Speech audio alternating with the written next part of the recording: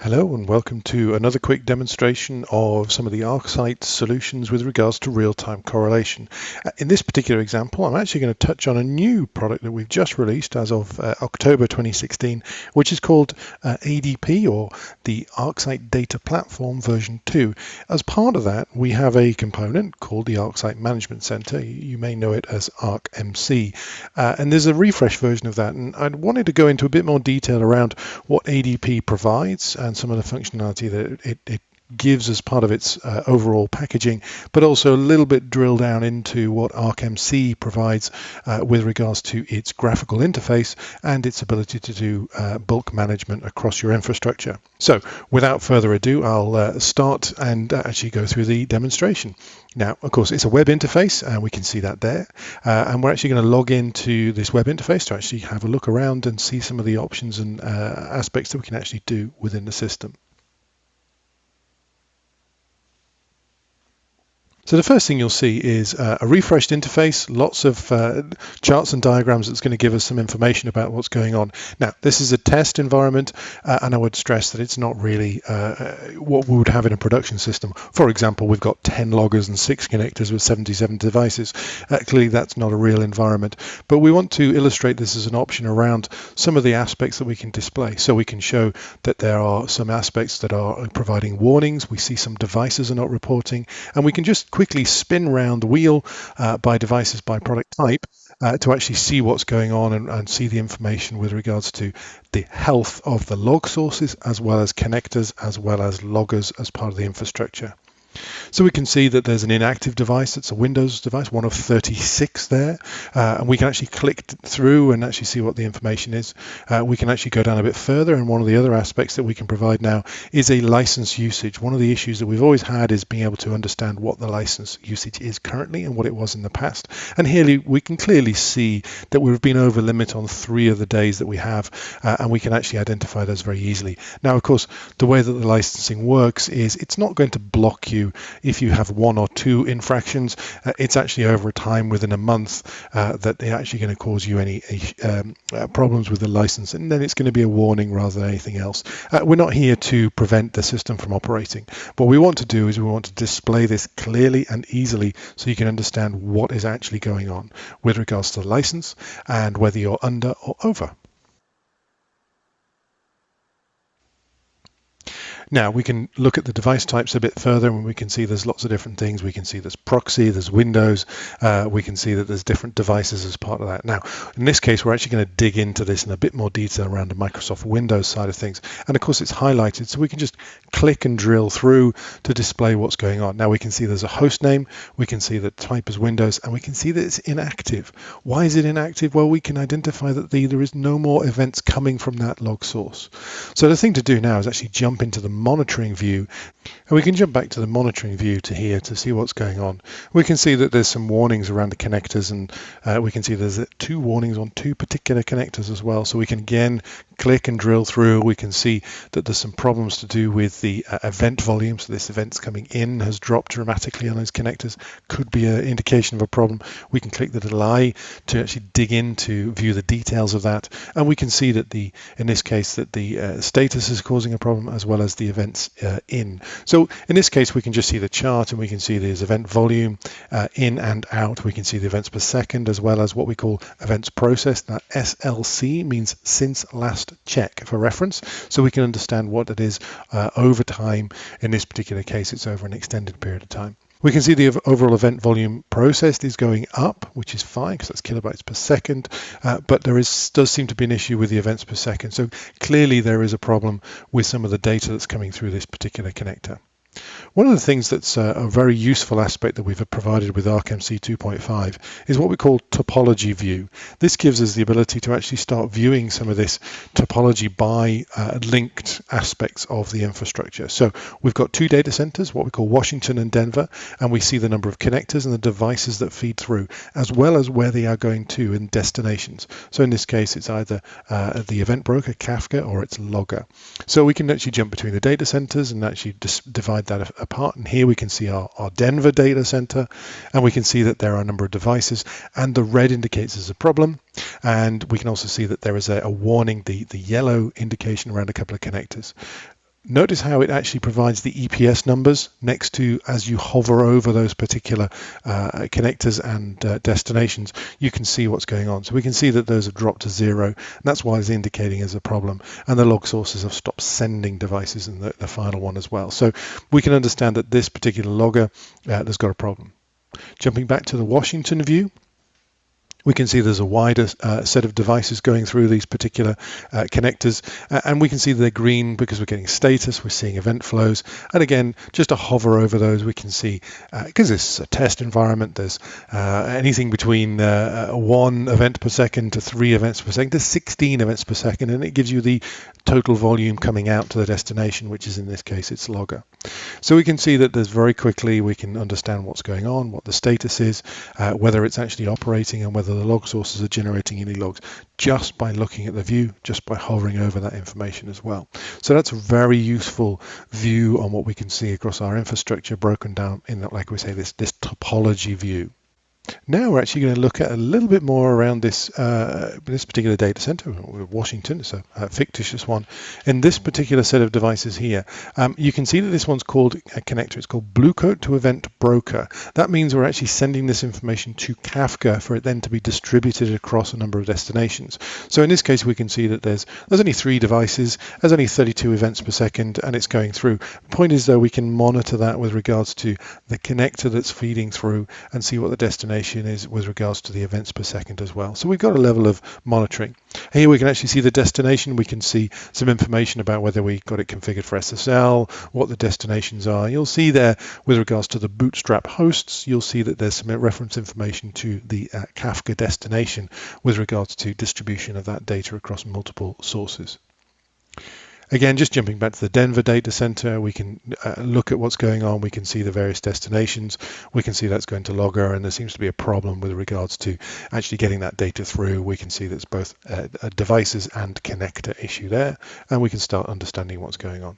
Jumping back to the main view again, we can actually jump through to what we've called the all node view. Now, you can, if you've used ArcMC before, this will look relatively similar with regards to the view. So we've broken it down by logical, in this case data center. It's just a definition we've defined to group things together. And here we can see the actual the components, the connectors that we have installed, and the containers that are installed as well with regards to the actual versions. Important here, we can see the versions very quickly and easily. We can also then just hover over to view whether it's the current version or not. So it's very simple and very straightforward, and very simple way of actually understanding that. Now, it will do that by the type of connector as well. So you can see here that there are a couple of different versions of the parsers. That means it's the most current for that particular log source and that particular connector. So it's actually understanding the relevance, understanding the log sources, understanding the devices that are being reported here, and giving you the information accordingly. So nice and simple, nice and straightforward.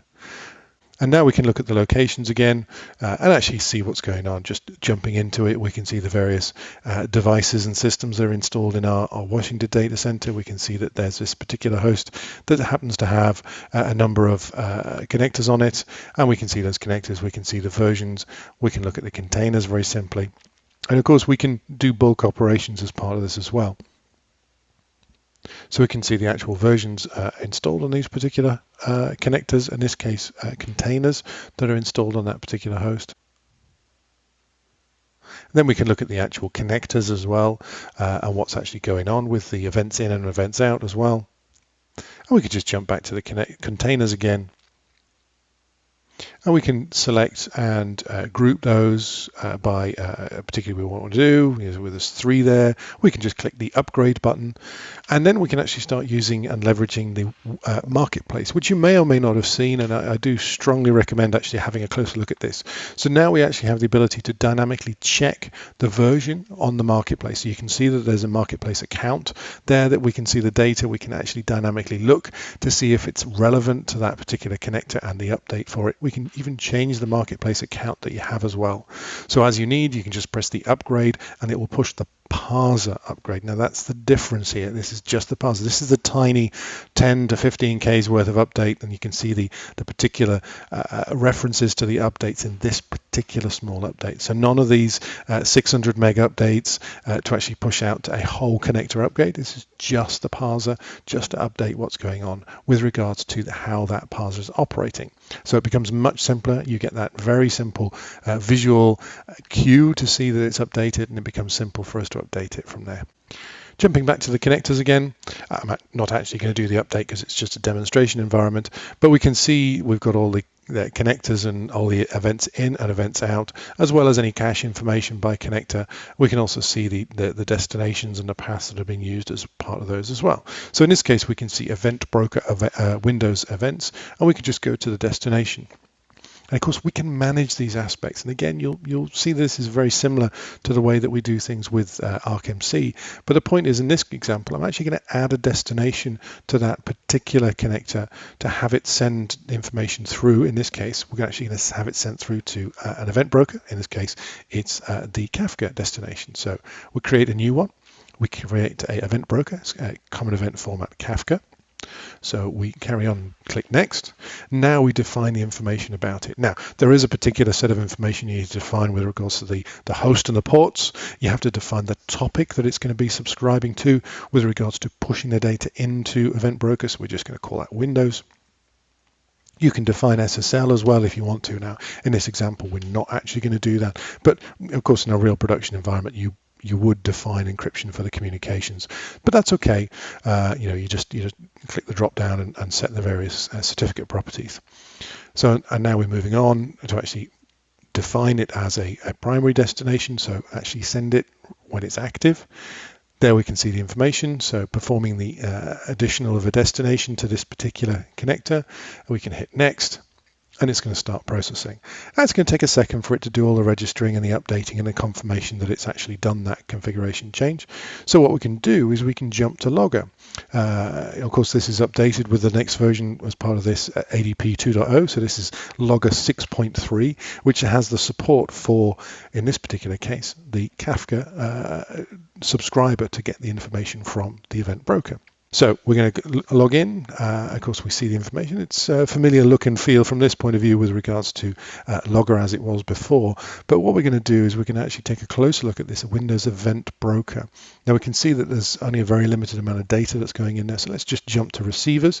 It is a receiver. Now I will mention, of course, Kafka is a publish and subscription model. So you subscribe to a topic, and the topic has the data in it that you want to pull from. That's the critical word, though. You're pulling data out of Kafka. So technically we probably shouldn't call it a receiver, but it's the section of configuration where we would make the actual change. So we can see that there is a Windows Event Broker there. We can see that this is a particular host name, which I can assure you it's the same host name as it was that we just defined as the destination. We can see the topic list that we've defined as well as Windows. So we've pushed the data into Kafka using that destination update that we've just done. Now we're just ensuring that we're actually pulling the data out of Kafka into Logger that we want to do. So that's all defined and ready to go. We jump back to our summary and have a look at Event Broker, and we can see that there's actually no events in. There's nothing. And it will in a second because it needs to connect into Kafka. It needs to then start collecting the data from the topic and pulling it through. Now we can see that the update has occurred, and that's good. And of course, because we're doing connector and container management, we can actually jump through and see these connectors. We can see the data. We can see that the event's in there, but it's not going out yet. So that's interesting. We need to make sure that this is operating and sending the data through accordingly. So let's just go back to connector, to the logger again, and now we can see we're actually getting the data flowing through. It's only a very limited amount. In this case, it's only 33 events per second, but we can see what's going on. One of the other aspects that's provided as part of ADP is the ability to forward data into Hadoop. Now, that's what we actually have here. We have a Hadoop system. This is just a Cloudera distribution, nothing more than that. Just for reference, we're actually using a Flume subscriber into the actual event broker, into Kafka, to to get the data out. But what we're actually going to do is we're just going to log into this particular Cloudera installation just to show you the event information that as it's flowing through and coming out of Kafka and then going into Hadoop as a platform. But of course, Hadoop uses a system. It uses HDFS, or Hadoop file system, effectively. So we're actually storing the data. And what we need to do is we actually need to go through the file browser just to show it's there. Of course, I talked about using Flume, so we're actually using Flume as a method to pull the data out of Kafka. Again, it's this subscribe and pull method. We can see we can go through, we put it into a default folder called events. It's done by date and time. That's how HDFS typically operates. And here we can actually see the events files. We're dropping them, in this case, we're dropping them in a common event format, nothing more than that. We can see that they are typically around about 10 megabytes worth in size because it's a test environment. And we can also see this temporary one at the very end means that there's events actually flowing into it, so it's not fully complete and written. But the important thing is that we can see that there's some event files, we can see there's data in there, and it's doing that over time. In this particular case, it's doing it over a particular time period. So the data's in there, and of course, being a very simple browser that we're using for the web interface for Cloudera, we can actually log in and look at the data as well. So here we can actually see that there is common event format data in there. We can see that the data is what we call key value pairs. So it is a reference and then an equal symbol, and then the actual data itself. That makes it much simpler to do processing on that data with regards to doing analytics and searching and other Hadoop operations that we would normally expect to use. So there is a reason for doing this. Common event format is simple, it's a known structure, and it's straightforward. More importantly, you do need to have that structured data to do this kind of analytics at scale. So we can see that there's the data there and there's the information, and it's been streamed into HDFS for storage in common event format. It's very simple and very straightforward, but it does illustrate that it has that capability and power to actually feed that log data and stream it straight, in this case through Flume, into Cloudera. So it just gives you a quick example of some of the very high level and features and functions that are available as part of ADP, or ArcSight Data Platform version 2.0. Thank you very much for your time. I will be digging into some more of these details in later videos, but I wanted to get this one out there so you can actually see some of the reasons for actually upgrading to this later version, because it does give you a much more management and control of what's going on. So thank you very much for your time.